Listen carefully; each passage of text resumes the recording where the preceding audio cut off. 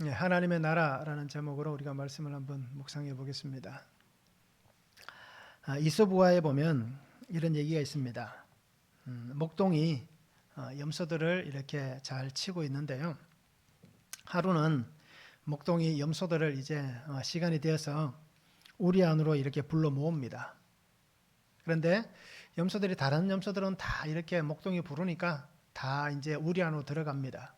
그런데 한 염소가 풀을 뜯어먹는데 너무 정신이 팔려서 목동이 아무리 불러도 대꾸를 하지 않는 겁니다. 움직이지도 않고 그냥 계속 풀을 뜯어먹습니다. 그러니까 목동이 부르다가 화가 나서 옆에 있는 돌을 집어서 던졌습니다. 그런데 기가 막힌 것은 이 돌이 정확하게 날아가서 염소를 딱 맞췄습니다. 그리고는 그 돌에 염소 뿔이 부러져 버렸습니다. 그럼 어떻게 되겠습니까? 굉장히 난감하잖아요. 목동은 자기 염소가 아닙니다. 주인이 있고 자기는 품삯을 받고 그렇게 일을 하는 사람인데 순간에 그런 화를 참지 못하고 돌을 던져서 이 염소의 뿔을 부러뜨렸습니다. 그래서 이 목동이 깜짝 놀라서 염소에게 달려가서 애원을 합니다. 제발 이 문제가 주인에게 알려지지 않도록 말하지 말아달라고. 너만 조용하면 모든 게 다 이렇게 잠잠해질 수 있으니까 제발 부탁한다면서 애원을 합니다. 그런데 염소가 어떻습니까? 이 목동이 하는 걸 보니까 참 난처한 거예요. 얼굴을 보니까 이건 뭐 어떻게 말할 수도 없을 만큼 난처한 입장입니다. 그래서 이 염소가 이 목동에게 이렇게 얘기합니다. 나는 가만히 있으면 된다. 뭐 내가 뿔이 부러졌든 말든 내가 말하지 않고 가만히 있으면 아무 상관이 없지만 그런데 당신이 한번 생각해 봐라. 어떻게 이것을 감출 수가 있겠느냐? 그죠? 부러진 뿔을 감출 수가 있겠느냐라는 것입니다. 내가 내 뿔이 부러진 것은 누가 봐도 그냥 보면 딱 제 뿔 부러졌구나 라는 것을 아는데 내가 감추려고 해도 도저히 그것은 감출 수가 없다라고 얘기합니다. 자, 우리가 이 얘기를 통해서 어떤 것을 깨달을 수 있겠습니까? 감출 수 있는 것은 그렇게 많이 없다는 얘기입니다. 세상에 숨길 만한 비밀, 그죠? 그러한 비밀은 어떻게 보면 없다라고 얘기해도 과언이 아닐 거예요. 지금 당장은 숨길 수 있고 또 그 위기를 모면할 수 있지만 때가 되면 이제 어떻게든 다 드러납니다. 그래서 우리가 알듯이 뭐 임금님 귀는 당나귀 귀라는 얘기도 잘 알잖아요. 그냥 말은 하고 싶은데 도저히 임금님하고 약속한 것도 있고 어떻게 보면 자기 생명의 위협도 있고 그러니까 도저히 못하다가 어디 가서 얘기합니까? 대나무 밭에 가서 그렇게 얘기했는데 그 바람을 타고 그 소리가 퍼져나갔다라고 얘기하지 않습니까? 그러기에 우리는 참 어리석은 자는 감출 수 있다, 속일 수 있다라고 생각하지만 그러나 그렇지 못하다는 걸 우리가 잘 압니다. 특별히 죄의 문제는 어떻습니까? 아무리 감추려고 해도 분명히 때가 되면 다 드러납니다. 좋은 것은 뭐 드러나지 않아도 상관이 없습니다. 그죠? 좋은 일, 선한 일은 뭐 숨겨지고 드러나지 않아도 아무 문제가 없습니다. 그런데 어떻게 보면 이 죄란 것은 숨기려고 해도 의도적으로 숨기려고 해도 또 꼭 드러나게 되어 있습니다. 그리고 우리 성도님들이 눈에 보이는 것만 생각하지 마시고 보이지 않는 그 하나님의 나라를 바라보시면서 우리가 어떻게 신앙 안에 살아가야 할지를 다시 한번 생각해 볼 수 있는 그런 시간이 되면 참 좋겠습니다. 오늘 말씀을 한번 보시기 바랍니다. 사람이 등불을 가져오는 이유는 이 등불은 등경 위에 두기 위함이다라고 이렇게 얘기합니다. 그리고 하나님의 나라는 농부가 씨를 뿌리는 것과 똑같다. 씨는 뿌렸는데 그 씨가 언제 자라나는지 알지 못하는데 결국 보니까 그 씨가 자라나서 열매를 맺는다라고 말씀합니다. 그래서 예수님께서 다시 하나의 비유로 말씀하시는데요. 겨자씨에 대한 비유를 말씀합니다. 그래서 하나님의 나라는 이 겨자씨와 같다라고 얘기합니다. 처음에는 정말 작고 눈에 보이지 않는 미비한 것이지만 시간이 지나면 어느 순간 보면 겨자씨가 자라서 공중의 새들이 깃들일 만큼 모이듯이 이 하나님의 나라가 이런 놀라운 일이 일어난다라고 말씀을 하시고 있습니다. 그래서 우리가 이 말씀들을 보시면서 하나님의 나라에 대해서 우리가 다시 한번 묵상해 볼 수 있기를 소망합니다. 첫 번째는 등불은 등경 위에 둡니다.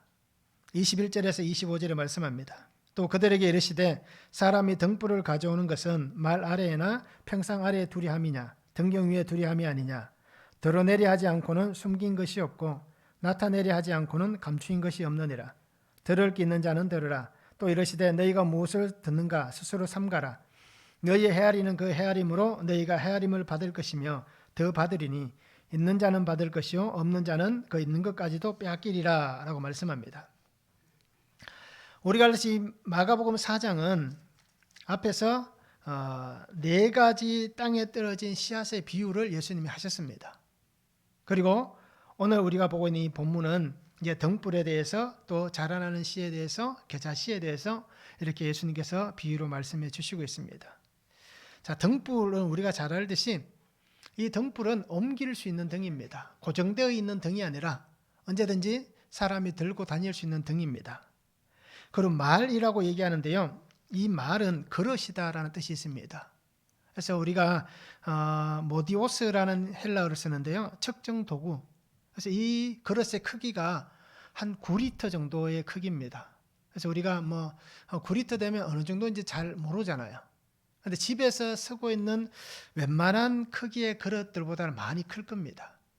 그래서 9리터면 물이 들어간다 보면 그렇게 적은 양이 아닙니다. 삼다수 큰 물병이 2리터잖아요. 그게 4병 반이 들어가는 거 맞죠? 그러면 적은 양이 아닙니다. 꽤 큰 그릇을 얘기합니다. 자, 사람이 이 등불을 가져오는데 이 등불을 켜서 가져온 이유는 분명히 있습니다. 왜 불을 켜겠습니까? 어둠을 밝히기 위해서 이 등불을 가져옵니다. 불을 켭니다. 그래서 등불을 밝히는 이 사람이 이 불을 가지고 와서 집에 들어왔을 때나 또는 어느 곳을 갈 때에 등불을 켜고 가는 이유가 분명히 있잖아요. 내가 가는 길 또 내가 있는 환경 그것을 밝히기 위해서 그 불을 켜는데 오늘 말씀같이 그 불을 그릇으로 덮어둔다든지 또는 평상 아래에 둔다라고 생각한다면 이것이 불을 가져오는 불을 켜는 사람의 모습은 아닙니다. 여기에서 예수님이 말씀하신 이 평상 아래라는 이 말은 우리가 생각하는 평상과는 좀 다릅니다. 우리나라의 평상은 꽤 크잖아요. 근데 여기에서 평상은 유대인들이 보통 식사할 때 앉는 의자 정도 크기를 얘기합니다. 그러면 그릇이나 이 어떤 평상 아래에 두면 그 불로서의 어떤 효과가 사라진다라고 볼 수 있습니다. 자, 어둠의 환경을 몰아내고 빛의 환경으로 바꾸어 가려면 오늘 이 말씀의 불이 비춰지는 또 등이 밝히는 그 위치가 정확하게 있는 그 자리가 있어야 한다는 것을 우리가 잘 기억하시기 바랍니다. 그래서 등불은 유대인들의 삶의 모습에서 보면 낮에는 이 등불을 켜서 두면 보통 이렇게 끄는 분들도 있겠지만 유대인들이 이때 상황에 주석을 보니까 이렇게 나와 있더라고요. 등불을 그대로 둔다라고 얘기합니다. 끄지 않고. 그래서 등불을 그냥 둘 때는 그릇으로 덮어두기도 하고요. 또는 이렇게 평상 아래에 보관을 한다라고도 합니다. 낮에는. 그리고는 저녁이 되면 어두울 때는 그 그릇을 걷어내고 또 평상 아래에 있는 것을 다시 집어서 그 등경 위에 둔다 이렇게 보고 있습니다. 그래서 이 등불은 하나님께서 오늘 우리에게 주신 특별한 의미가 있다라는 것을 잘 기억하시기 바랍니다. 오늘 여기에서 하나님의 나라라고 말씀하면서 등불과 자라나는 씨앗과 겨자씨를 보여주시는 이유가 예수님께서 비유로 하시는 말씀을 우리가 점진적으로 하나님께서 말씀을 통해서 우리 안에 하나님의 나라는 이런 것이다 라는 것을 오늘 설명해 주시고 있습니다. 그래서 이 등불은 우리가 알듯이 예수님을 가리키고 있습니다. 하나님께서 이 땅 가운데 보내신 하나님의 은혜인 예수 그리스도, 이 하나님의 은혜가 바로 이 등불, 예수 그리스도가 세상 가운데 선포되어지고 보여지는 바로 하나님의 나라의 비밀, 그 등불이다라는 것을 오늘 말씀해 주시고 있습니다. 그래서 하나님의 나라, 이 땅에 오신 하나님의 나라이신 예수 그리스도, 이 예수 그리스도는 세상 가운데에 어떻습니까? 숨겨지지 않는다라는 것입니다. 그러기에 사람들이 숨기려고 해도 숨겨지지 않는 그 모습으로 이 땅에 오셨다라는 것입니다. 그래서 마태복음에 보면 산상수훈에 예수님께서 산 위에 있는 동네는 그죠? 그 빛에서 가려지지 않는다라고 얘기하잖아요. 모든 세상의 사람들이 산 위에 있는 동네는 다 본다라고 얘기합니다. 자, 그와 같다라고 우리가 생각해 보시면 됩니다. 그래서 아무리 감추려고 해도 아무리 숨기려고 해도 이 하나님의 나라, 오신 예수 그리스도, 하나님 빛이신 이 예수님은 감춰질 수도 없고 이 빛은 영원히 빛날 수밖에 없다라는 것을 오늘 말씀해 주시고 있습니다. 그러기에 모든 것은 이 예수 그리스도의 빛 앞에서 다 드러날 수밖에 없는 것입니다. 오늘 이것을 그릇으로 덮는다 또는 평상 아래 둔다라는 것을 우리가 해석할 때 보면 어떤 숨기고 싶은 것이 있을 때의 모습입니다. 그렇잖아요. 그냥 낮이 되어서 어쩔 수 없이 이 불을 어떤 감춰야 된다라고 얘기하는 것이 아니라 분명히 어두움에도 불구하고 그것을 가린다는 것은 감추고 싶은 자신의 어떤 내면의 모습이나 또는 환경의 모습이 존재하기 때문입니다. 그래서 이렇게 감추려고 하는 이유는 바로 자신의 죄와 악을 아무리 숨기고 감추려고 해도 분명히 드러날 수밖에 없다라는 것을 오늘 예수님께서 말씀해 주시고 있습니다. 그래서 오늘 말씀대 보면 너희의 헤아리는 그 헤아림으로 너희가 헤아림을 받을 것이며 라고 말씀합니다. 그래서 감추는 자가 분명 이 헤아림이 있다라고 얘기하는데 이 헤아림은 메트론이라는 헬라어를 사용합니다. 그래서 이것도 어떤 측량할 수 있는 도구, 측정할 수 있는 모습입니다. 그래서 어떤 우리가 표준적인 모습을 얘기할 때 자라고 얘기하잖아요. 어떤 길이를 잴 때는 자를 대잖아요. 그와 같은 것을 이 메트론이라는 헬라어의 뜻입니다. 그래서 헤아린다라는 것은 어떤 측정을 하고 있다라고 그렇게 말씀을 하는 것입니다. 그래서 하나님께서는 주어진 환경 안에서 분명히 모든 것을 측정할 만한 그러한 분명한 위치가 있음을 말씀합니다. 삶을 살아가지만 인생의 모든 삶에는 한계가 있다는 것입니다. 우리가 아무리 이 한계를 벗어나서 살려고 해도 그 범위를 벗어나려고 해도 하나님이 정하신 범위, 하나님의 한계 속에서 우리가 살아갈 수밖에 없고 그 안에서 우리가 하나님의 심판을 받게 될 것이다 라는 것을 분명히 말씀해 주시고 있습니다. 그래서 헤아리는 그 헤아림으로 너희가 헤아림을 받는다라고 말씀하는데요. 그래서 우리가 조금 더 쉽게 얘기하면 청량하는 것 안에서 청량함을 당하게 될 것이다. 그렇죠? 자를 가지고 그 길이를 재는 만큼 그 길이를 통하여서 내가 무언가를 받게 될 것이다 라고 그렇게 우리가 해석을 할 수 있는 것입니다. 그리고 우리는 우리의 삶의 모습대로 청량을 받게 됩니다. 하나님께서 우리에게 이 등불을 가져오셨음에도 불구하고 우리가 이 등불을 감춰둔다면 그 삶 속에서 청량을 받게 될 것이고 내게 주신 이 등불을 예수 그리스도의 이 등불을 다시 내가 밝힌다면 드러내고 있다면 우리는 그 삶 안에서 청량을 받게 되는 것입니다. 그래서 만약에 그 삶을 통하여서 하나님이 기뻐하시는 그 삶이라면 오늘 예수님 말씀하신 같이 더 받게 될 것이다. 그죠? 더 놀라운 은혜를 경험하게 되는 것입니다. 그리고 그 청량함은 다를 수가 있다라는 것입니다. 결국 하나님은 말씀을 통하여서 하나님의 은혜를 통하여서 우리에게 복음을 들려주셨습니다. 그리고 하나님의 정하신 그 범위 안에서 사는 인생이 우리가 되게 해주셨습니다. 그러니까 우리는 이 측정의 한계를 넘어갈 수가 없습니다. 그런데 하나님은 어떻게 하십니까? 우리는 이 범위 안에 갇혀 있지만 하나님은 이 범위를 넘어서 역사하시는 겁니다. 왜요? 하나님의 주권이기 때문에.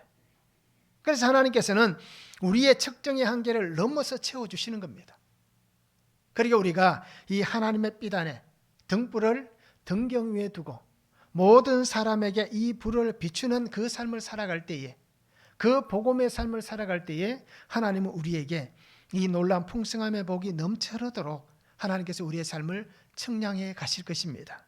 이것을 우리가 에스겔 말씀을 통해서 한번 생각해 보시기 바랍니다. 성전에서 솟아난 물이 어떻게 됩니까? 발목을 적시다가 무릎을 적시다가 허리를 적시다가 결국에는 사람이 건널 수 없는 헤엄칠 만한 강이 된다라고 말씀하잖아요. 바로 이 복음의 은혜 안에 사는 사람, 예수 그리스도의 우리가 세상 가운데 비추는 사람, 삶을 사는 이 사람에게는 하나님의 이 풍성함의 복이 분명히 넘쳐나게 주실 것입니다. 하나님의 은혜의 빛을 받은 우리가 우리의 삶의 지경이 넓어지는 그 축복의 자녀가 되었으면 참 좋겠습니다. 그리고 오늘 우리 성도님들이 말씀 앞에서 내 모든 것을 다 드러내야 됩니다. 빛이 비추면 어둠은 물러가고 그 사람의 실체는 드러납니다. 이제 우리가 아무리 감추려고 해도 어떻습니까? 화장을 하면서 얼굴에 나 있는 어떤 상처들, 어느 뾰록지 이런 건 감출 수는 있지만, 그러나 화장을 지고 나면 어떻게 됩니까? 그 상처나 뾰록지는 다 드러나잖아요. 그와 같이 이 빛 앞에서, 하나님의 말씀 앞에서 우리의 모든 죄와 악이 다 드러나고 하나님의 말씀의 빛으로 예수 그리스도 안에서 새롭게 변화를 받은 새 사람이 되시길 바랍니다. 그러면 그 속에 하나님의 나라가 임할 것이고 하나님과 함께 사는 복된 삶이 될 것입니다. 그렇게 말씀하시면서 예수님께서 이렇게 얘기합니다. 들을 귀 있는 자는 들으라 라고 말씀합니다. 그리고 오늘 성도님들이 주의 말씀을 들으시기 바랍니다. 이 말씀을 깨달으시기 바랍니다. 그래서 깨닫는 이 말씀을 통하여서 하나님 앞에서 모든 것은 숨김없이 다 드러난다. 염소가 뿔이 부러진 것은 그냥 있어도 다 보여지듯이 오늘 우리의 모든 것도 결국 하나님 앞에서 다 드러날 수밖에 없습니다. 아무리 감추어도 드러납니다.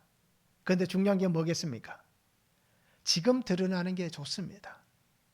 감추다가 하나님 앞에서 멸망당할 인생에 대해서 마지막 때에 드러나는 그러한 악한 인생이 되는 게 아니라 지금 드러나서 하나님 앞에서 징계도 받고 또 하나님의 어떤 채찍도 당하고 하나님의 꾸지람도 들으면서 우리가 이 모든 것들이 해결되어져 가는, 그래서 마침내 하나님께서 우리를 정결한 하나님의 신부로 받아주시는 그 복된 삶을 우리가 함께 살았으면 참 좋겠습니다. 요한복음 8장 12절에 말씀합니다. 예수께서 또 말씀하여 이르시되 나는 세상의 빛이니 나를 따르는 자는 어둠에 다니지 아니하고 생명의 빛을 얻으리라 라고 말씀하셨습니다. 등불로 오신 예수 그리스도, 나에게 빛으로 오신 이 예수 그리스도, 우리가 온전히 함께함을 통하여서 그 주님을 따라감을 통하여서 우리 또한 생명의 빛을 얻고 이 생명의 빛을 비출 수 있는 그러한 복된 성도가 되면 참 좋겠습니다. 말씀을 한번 적용해 보시기 바랍니다. 나의 삶과 신앙에 비추어야 될 말씀의 등불은 무엇입니까?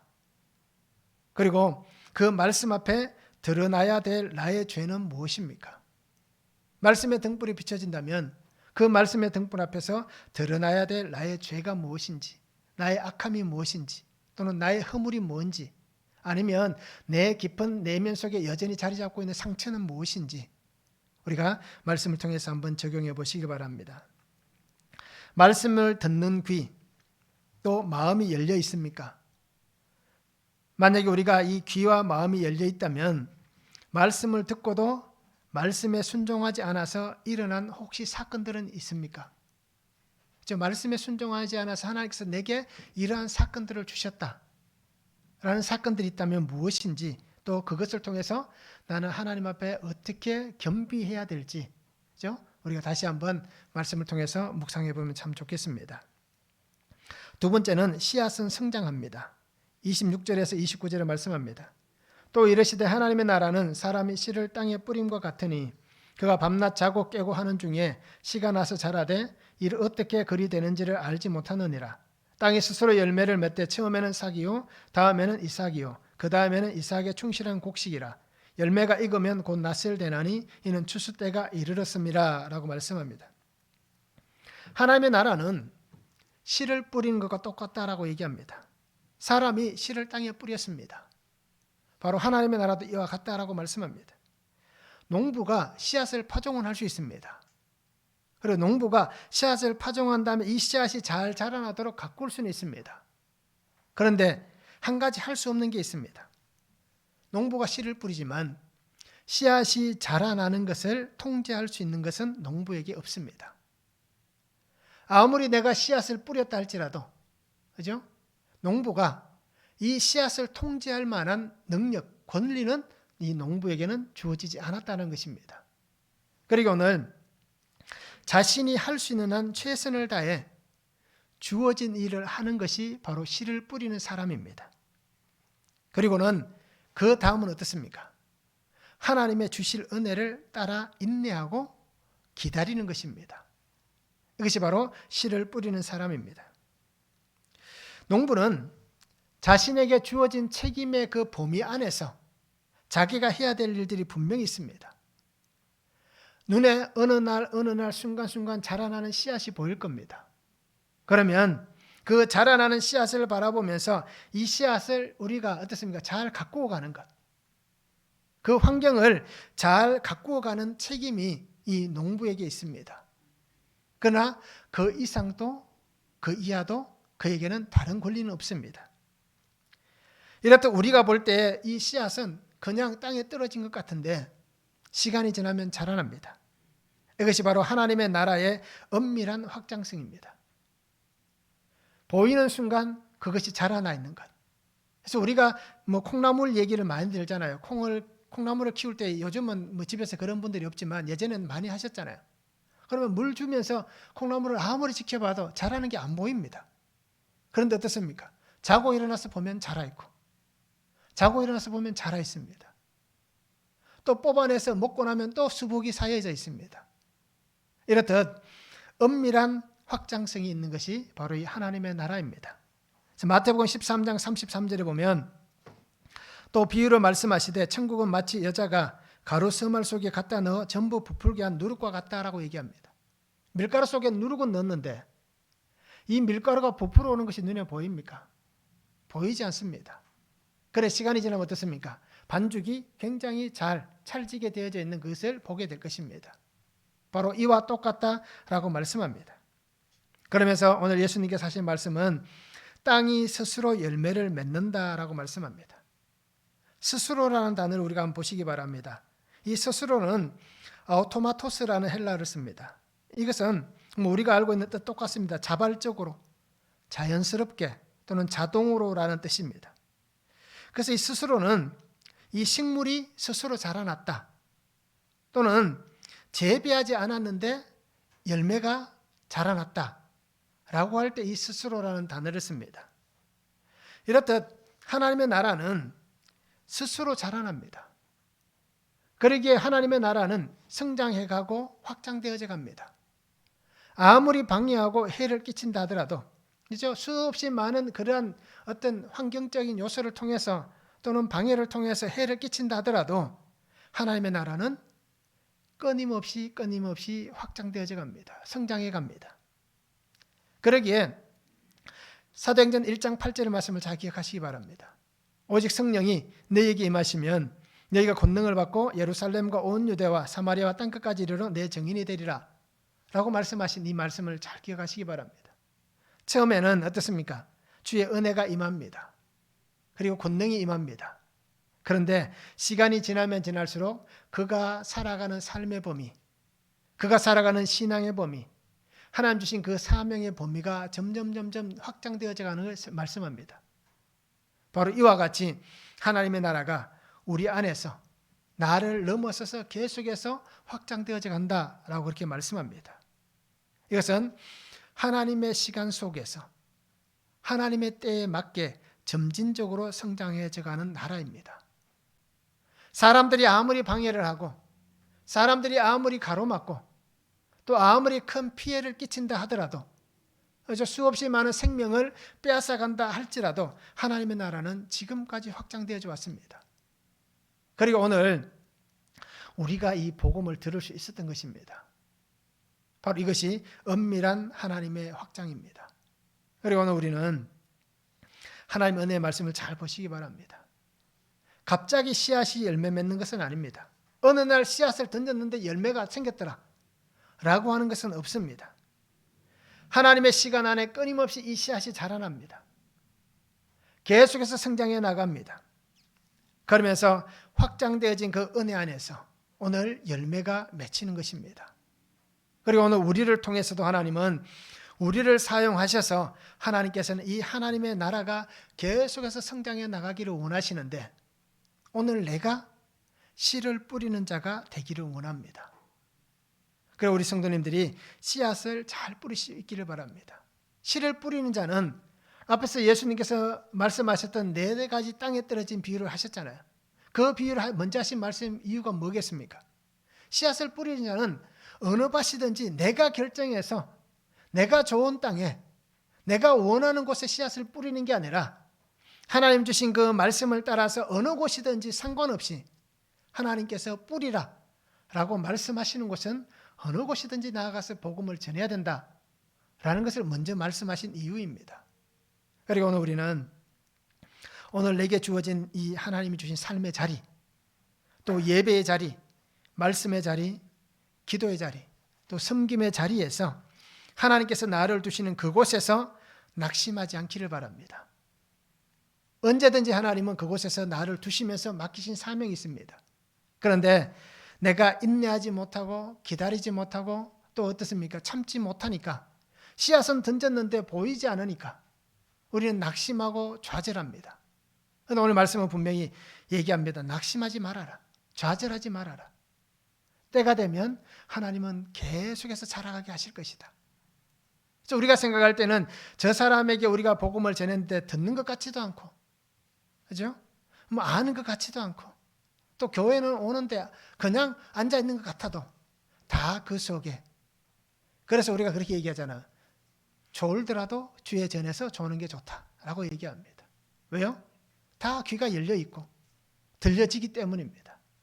하나님의 말씀은 오늘 우리가 본 이 본문 21절에서 34절 전체의 말씀이 들려지는 게 아니라, 들려진다면 아마 한 구절만 들려줘도 그 사람의 생명은 살아납니다.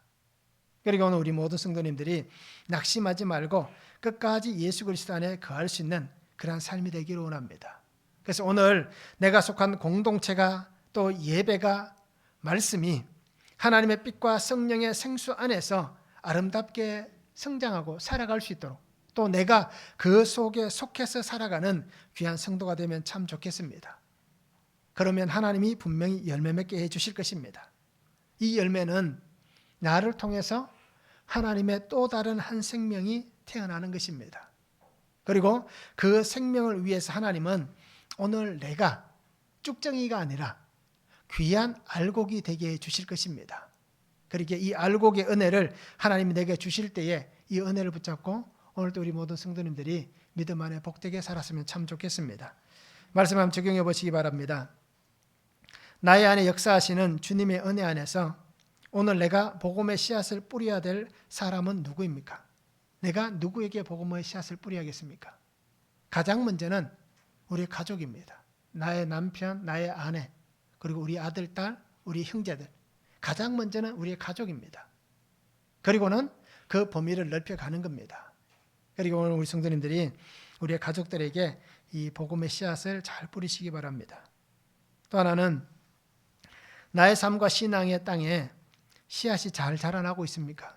내 삶 속에, 내 신앙 안에 주님이 뿌려주신 그 씨앗이 잘 자라나고 있습니까? 하나님께서 열매 맺는 알곡으로 나를 만들어 가신다라는 것을 오늘 내가 인정하고 믿을 수 있는지, 이것을 우리가 말씀을 통해서 한번 적용해 보면 좋겠습니다. 세 번째는 겨자씨와 같다라고 말씀합니다. 30절에서 34절입니다. 또 이르시되 우리가 하나님의 나라를 어떻게 비유교하며 또 무슨 비유로 나타낼까? 겨자씨 한 알과 같으니 땅에 심길 때에는 땅 위의 모든 씨보다 작은 것이로되 심긴 후에는 자라서 모든 풀보다 커지며 큰 가지를 내나니 공중의 새들이 그 그늘에 깃들일 만큼 되느니라. 예수께서 이러한 많은 비유로 그들이 알아들을 수 있는 대로 말씀을 가르치시되 비유가 아니면 말씀하지 아니하시고 다만 혼자 계실 때에 그 제자들에게 모든 것을 해석하시더라라고 말씀합니다. 예수님은 하나님의 나라에 대해 다시 한번 또 말씀합니다. 무엇으로 비교하며 무슨 비유로 나타낼까라고 이렇게 말씀을 고민하시면서 말씀하십니다. 그러면서 겨자씨 한 알과 같다라고 이렇게 오늘 성경에 말씀해 주시고 있습니다. 겨자씨는 우리가 알듯이 정말 작은 씨앗입니다. 아마 보신 분도 있을 것이고 아마 못 보신 분이 더 많으실 거예요. 얼마 전에 우리 여기 부산에 그 이스라엘 유물전 했잖아요. 그때 가서 저도 이제 다시 봤는데 예전에 겨자씨를 한번 본 적이 있었는데요. 어떤 분이 이렇게 갔다 왔다면서 코팅한 걸 이렇게 보여주시더라고요. 그런데 그때 씨앗은 조금 컸습니다. 그런데 몇 해 전에 이 부산에서 유물전 할 때 가서 보니까요, 그때보다 씨앗이 작더라고요. 그래서 그때 그곳에서 들은 얘기가 뭐냐면 비슷한 씨앗이 있다라고 얘기합니다. 그래서 아마 우리나라 분들이 그때 여행 가서 이스라엘 성지순례 가서 싸우시는 씨앗들은 대부분 다 겨자씨가 아니라 유사품이다라고 얘기합니다. 그와 비슷하게 생긴 것. 그래서 씨앗이 조금 더 커 보였습니다. 그래서 진짜 이 작더라고요. 씨앗을 보니까 정말 작더라고요. 그런데 이 씨앗은 이 갈릴리 지방에서 많이 자라나는 씨앗입니다. 겨자씨입니다. 그래서 눈에 볼 때는 정말 작은데 이 씨앗이 자라면 뭐 크게 자라면 한 5m 정도까지 자란다라고 얘기합니다. 4m에서 5m. 또 어떤 주석에 보면 예전에 보니까 한 15m까지 자란다라고 되어 있더라고요. 그래서 뭐 보통 한 4에서 5m 많이 자라면 이렇게 자랍니다. 그리고 이 씨앗은 흑색으로 되어 있습니다. 그런데 여기에서 작다라고 표현하는 것은 세계에서 제일 작은 씨앗이다라는 의미는 아닙니다. 그냥 일반적인 씨앗들 중에서 우리가 알고 있는 통상적인 그 씨앗들 중에서 작다라고 표현할 때에 이 겨자씨를 이렇게 표현하고 있습니다. 자, 예수님도 이 겨자씨가 작다라고 얘기하는데요. 이 유대인들이 이때 당시에 뭐 그렇게 통용될 때에 이 씨앗이 작다, 어떤 작은 것을 얘기할 때 유대 사회에서도 이 당시에도 작은 것을 얘기할 때 이 겨자씨를 그렇게 얘기했습니다. 그러니까 예수님도 그냥 혼자 이렇게 지어낸 게 아니라 이 당시에 유대인들이 작다라는 표현을 쓸 때 사용하고 있는 이 겨자씨를 그렇게 똑같이 그들이 알고 있는 씨앗을 가지고 비유로 이렇게 말씀해 주시고 있습니다. 그래서 땅에 심길 때는 어떤 것보다 작다라고 얘기합니다. 근데 자라면 어떤 풀보다 커지고, 풀이라고 얘기합니다. 나무라고 얘기하지 않습니다. 그래서 분명히 이것은 이렇게 나오더라고요. 십자화과의 식물이다라고 얘기합니다. 그러니까 자라면 풀보다 커지고 가지를 낸다라고 얘기합니다. 그리고는 이 겨자씨에는 어떻습니까? 공중의 새들이 깃들일 만큼 된다라고 이렇게 말씀하고 있습니다. 이렇듯 하나님의 나라는 작은 것 같습니다. 굉장히 초라해 보이는 것 같습니다. 우리가 볼 때도 그렇습니다. 예수 믿는 것이 굉장히 초라해 보이는 것 같고 굉장히 어떻습니까? 사람들에게 보여주기가 참 부끄러운 것 같습니다. 그런데 어떻습니까? 시간이 흘러가면 상상할 수 없는 성장을 보여줍니다. 씨앗을 보신 분은 아시겠지만 그렇게 작은 게 어떻게 5m까지 자라나는지 참 신기합니다. 우리 벼이삭도 어떻습니까? 우리가 먹고는 쌀도 굵기가 어느 정도 있잖아요. 근데 자라봐야 얼마나 자랍니까? 뭐 기껏 1m 안팎이잖아요. 그런데 그것보다 훨씬 작은 씨앗인데 이렇게 자라납니다. 땅에 속하여 자기를 죽이면 희생과 섬김과 헌신을 통해서 성장해 나가는 것입니다. 겨자씨를 이렇게 비유하는 이유입니다. 씨앗이 땅에 속하여 죽으면, 그죠? 또 희생과 섬김과 헌신을 통하면 성장할 수밖에 없다라고 말씀합니다. 그래서 요한복음 12장 24절에 보면 내가 진실로 너희에게 이르노니 한 알의 밀이 땅에 떨어져 죽지 아니하면 한 알 그대로 있고 죽으면 많은 열매를 맺느니라. 즉 희생이 일어나야 되는 겁니다. 이와 같이 예수 그리스도께서 희생하셨기 때문에 하나님의 나라가 오늘 우리 가운데 열매가 아름답게 열려져 가는 것입니다. 눈에 보이는 것이 전부가 아닙니다. 그 속에 역사하시는 하나님의 은혜를 볼 수 있어야 됩니다. 겨자씨의 이 작은 씨앗을 보면 그것을 보면 실망할 수도 있을 겁니다. 하나님의 나라가 이와 같다라고 말씀하면서 겨자씨만 보여준다면, 그것만 눈에 보여준다면 우리가 실망할 수도 있을 거예요. 그런데 그 씨앗이 땅 속에서 자라나는 것 보면, 그 놀라움을 보게 되면 어떻습니까? 하나님의 은혜를 볼 수 있는 겁니다. 그리고 우리 성도님들은 말씀 안에서 우리의 육신의 눈으로만 말씀을 보는 게 아니라, 그러니까 문자적으로만 말씀을 해석하는 것이 아니라 이 말씀을 읽으실 때 성령의 지혜를 따라서 말씀을 영적으로 우리가 해석할 수 있는 그 은혜가 분명히 있어야 됩니다. 그것이 말씀이 들리는 겁니다. 그러니까 오늘 성도님들이 잘 보시기 바랍니다. 그래서 오늘 겨자씨는 자라난 다음에 함께하는 공간, 함께하는 장소, 함께하는 시간을 가지게 됩니다. 새들이 깃들이는 이 모습을 이전에는 생각할 수 없었잖아요. 그런데 자라나고 나니까 새들이 깃들일 만한 놀라운 환경이 되는 겁니다. 그러기에 하나님의 나라가 바로 이런 것입니다. 하나님의 나라는 함께하는 곳입니다. 그러면 오늘 우리 성도님들은 누구와 함께 하겠습니까? 먼저는 하나님과 함께 해야 됩니다. 그리고 성도와 함께 해야 됩니다. 그리고 새롭게 하나님의 성도가 될, 하나님의 자녀가 될 모든 사람들과 함께 해야 됩니다. 결국 이 얘기는 유대와 사마리아와 땅끝까지 나아가는 것과 똑같습니다. 교회와 우리의 가정과 또 내가 속한 환경, 점진적으로 확장되어져 가는 것이고, 그 점진적으로 확장되어져 가는 그 속에 우리가 함께함의 은혜가 있는, 그것이 바로 하나님의 나라입니다. 그리고 오늘 성도님들이 하나님의 나라에 있는 겨자씨의 비유는 바로 주님께서 원하시는 것은 하나님의 은혜 안에 함께함의 나라이다라는 것을 우리가 잊지 않았으면 좋겠습니다. 서로가 다른 일상을 살아갑니다. 모든 사람들이 다 다르잖아요. 새들도 마찬가지입니다. 똑같은 새가 있을 수도 있지만 종류가 다 다르잖아요. 성별도 다르고 또 새들이 날아다니는 환경도 다릅니다. 그런데도 이 겨자씨가 자라난 다음에는 그 풀, 그 가지에 와서 깃들이면서 함께 어우러지듯이 우리가 서로 다른 일상의 삶을 살아가는 모든 사람들이지만 하나님의 교회 안에서 또 하나님 주신 그 공동체 안에서 또는 하나님 주신 그 환경 안에서 함께 하나님의 나라를 완성해 나가는 그러한 삶이 되어야 하는 것입니다. 그 삶 속에 하나님의 은혜와 복이 아름답게 이루어지고 또 지금까지 이루어진 이 놀라운 하나님의 복이 앞으로 계속해서 이루어져 갈 것입니다. 그러기에 우리 성도님들이 함께함으로 하나님의 나라가 성장하고 끊임없이 확장되어져 간다는 것을 우리가 잊지 않았으면 좋겠습니다. 그런데 이것은 혼자 하는 것이 아닙니다. 내가 할 수 있는 것은 없습니다.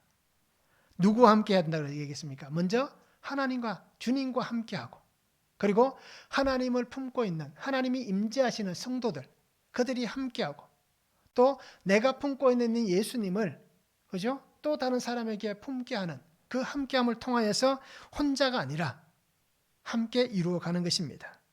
그래서 오늘 우리는 하나님께서 말씀 안에서 이 뜻을 이루어가도록 우리에게 먼저 은혜를 주셨습니다.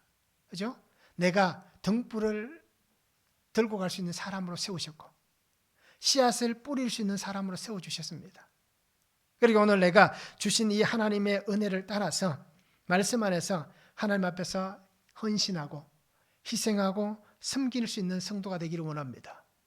그리고 그러기 위해서는 온전한 섬김과 희생과 헌신이 있기를 원하신다면 하나님 앞에 예배하는 삶, 하나님의 말씀을 붙잡는 삶, 하나님 앞에 기도하는 이 삶을 우리가 놓쳐서는 안 됩니다. 이것이 없이 우리가 하나님 앞에서 내가 섬깁니다, 희생합니다, 헌신합니다 라고 얘기한다면 그것은 반쪽이 될 수도 있고 아니면 빈 껍질이 될 수도 있습니다. 왜요? 우리가 더 내려놓은 책을 보셨으면 아실 거예요. 그 속에 어떤 게 있습니까? 하나님이 빠져버리고 자기가 드러나는 그러한 모습이 나타나기 시작하면 내가 열심히 하고는 있지만 결국 어떤 게 됩니까? 하나님께 영광을 드리는 것이 아니라 내가 그 모든 것을 가로채게 되는 것이고 그러다 보니까 결국 하나님 앞에 찬양했던 그 찬양의 항아리에 들여다보니까 뭐가 있습니까? 자기는 평생 성악가로 살면서 굉장히 하나님 앞에 찬양을 많이 드렸다고 했는데 그 항아리 속에 들여다보니까 찬양이 밑바닥에 조금 있는 그 모습을 깨닫게 되는 겁니다. 보게 되는 겁니다. 이렇게 오늘 우리 성도님들이 하나님 앞에서 귀한 도구로 쓰임받을 수 있는 그런 복된 하나님의 도구가 되었으면 참 좋겠습니다. 말씀 한번 적용해 보시기 바랍니다. 겨자씨와 같은 믿음으로 희생과 헌신으로 말씀을 깨닫고 내가 정말 잘 적용하고 있는지, 말씀을 매일매일 잘 적용하고 있는지 우리가 한번 말씀을 묵상하고 적용해 보면 좋겠습니다. 함께라는 말씀 앞에서 나는 복음의 사명을 위해 함께하고 있는가? 함께라고 얘기했는데 하나님의 나라를 위해서, 복음을 위해서 내가 정말 함께하고 있는지 아니면 내 속에는 당신은 안 됩니다. 이런 환경은 안 됩니다. 라고 얘기하고 있는 부분은 없는지 우리가 말씀을 통해서 한번 적용해 보시기를 바랍니다. 예수님은 빛으로 생명으로 우리에게 오셨습니다. 그리고 등불로 우리 가운데 오셔서 그 생명의 빛을 비춰주시고 있습니다. 그러기에 오늘 우리는 하나님의 나라가 우리의 삶 속에 우리의 환경 안에 구원의 은혜로 역사하여 주시는 그 복을 붙잡고 나아갈 수 있기를 원합니다. 말씀의 빛 앞에서 오늘 우리 성도님들의 삶이 다 드러납니다. 그러기에 죄와 허물 모든 악이 지금 드러내시기 바랍니다. 드러내어서 하나님 앞에서 함께 이 공동체 안에서 나누며 또 똑같은 죄와 허물 속에 빠지지 않도록 또 다른 죄를 우리가 이렇게 만들어가지 않도록 늘 우리가 함께 이 공동체 안에서 나눌 수 있는 그 은혜가 있었으면 좋겠습니다. 그래서 하나님 안에서 생명을 살리는, 그렇죠? 내가 먼저 경험하고 나서 또 다른 사람이 그러한 일들을 겪지 않도록 도와줄 수 있는, 그것도 오늘 우리가 해야 될 일들입니다. 여러분, 우리 성도님들이 하나님의 이 약속의 은혜를 붙잡기를 바랍니다.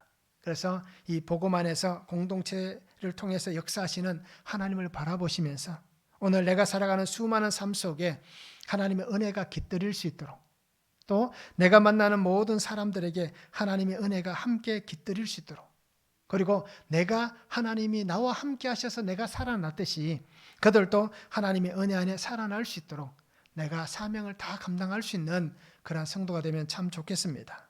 그래서 오늘 주님이 나와 함께 하십니다. 그 주님이 나의 가족과 함께 해주십니다. 그 주님이 오늘 성도님들과 함께 해주실 것이고 또 이웃과 함께 해주실 것입니다. 그렇게 이 복된 은혜를 붙잡고 우리가 믿음 안에 늘 아름답게 살아갈 수 있는 귀한 성도의 삶이 되면 참 좋겠습니다. 기도하겠습니다. 사랑의 아버지 하나님, 감사합니다. 오늘도 주시는 말씀을 바라봅니다. 주 은혜 안에 살아가게 하시고 주의 능력 안에 살아가게 하여 주시옵소서. 아버지 하나님, 주시는 말씀을 통하여서 하나님의 나라가 우리 가운데 임하였습니다. 주의 등불을 아버지 하나님 말이나 평상 아래 두는 자가 없고 씨를 뿌리는 자가 아버지 하나님 그것을 뿌리지만 어떻게 자라나는지 알지 못하고 또 겨자씨와 같다라고 말씀하며 자라고 난 다음에는 아버지 하나님 수많은 새들이 깃들일 만큼 아름답고 놀라운 일들이 일어난다라고 말씀해 주시고 있습니다. 이렇듯 하나님의 나라가 오늘 나의 속에 등불이신 예수 그리스도 또 그 복음의 씨앗이 뿌려졌습니다. 그러기에 나의 안에 먼저 이 아름다운 하나님의 나라가 임하게 하여 주시고 임한 하나님의 나라가 나를 통하여서 점진적으로 끊임없이 성장하고 확장되어 나아가서 이 땅에 하나님의 놀라운 복음의 역사가 일어나고 죽어가는 생명이 주의 은혜 가운데 살아나는 귀한 은혜와 복을 다하여 주시옵소서. 그래서 나를 통하여 역사하실 하나님을 기대합니다. 나의 속에 함께 하시는 예수 그리스도를 기대합니다. 그리고 아버지 하나님, 주와 함께 살아가며 겨자씨 그 아버지 하나님 자라난 풀 가운데에 가지 가운데에 모두가 함께하여 아름답고 복된 역사가 이루어지듯이 오늘 우리 공동체가 또 우리 가정이 주의 말씀 안에 이 놀라운 은혜 역사들이 풍성하게 넘쳐나도록 주님 복에 복을 다하여 주시옵소서. 감사를 드리며 예수 그리스도 이름으로 기도하옵나이다. 아멘.